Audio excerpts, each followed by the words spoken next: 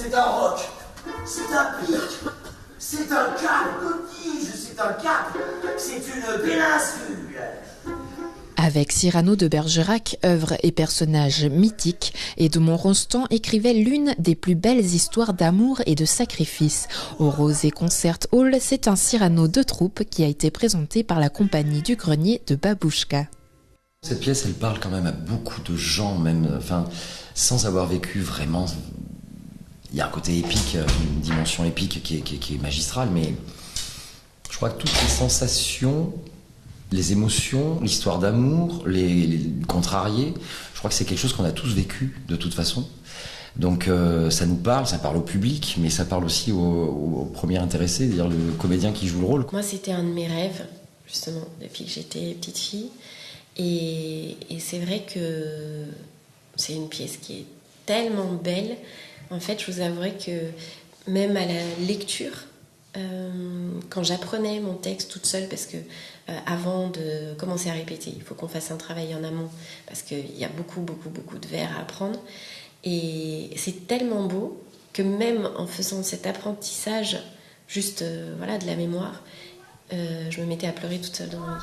Christian, je voudrais vous parler. Parce qu'à voix basse. Non, vous parlez trop mal. Allez-vous-en. De grâce, m'accuser, juste Dieu. De n'aimer plus. De n'aimer plus. Quand j'aime plus. Quand j'aime plus.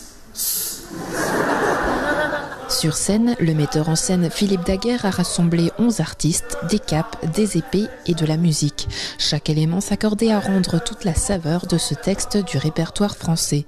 Un texte joué vite et teinté d'émotion grâce à la présence du violoniste. Vêtu de noir, surgi de l'ombre, le virtuose a joué de son arche comme Cyrano jouait de son épée. Tout au long de la pièce, les cordes ont vibré au rythme des émotions de Cyrano. La musique est un personnage.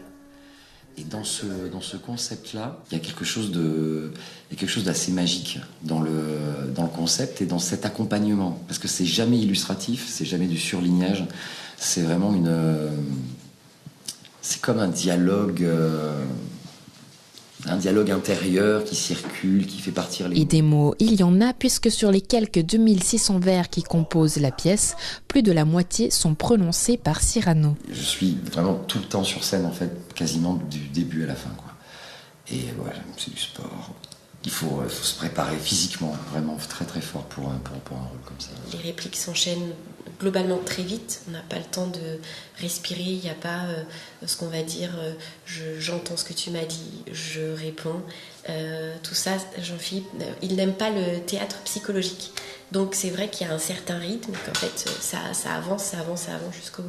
Lors de la dernière scène, le rideau tombait sur le fameux mot prononcé par Cyrano. Mon panache, un mot qui a parfaitement résumé la délicatesse et l'intelligence du spectacle.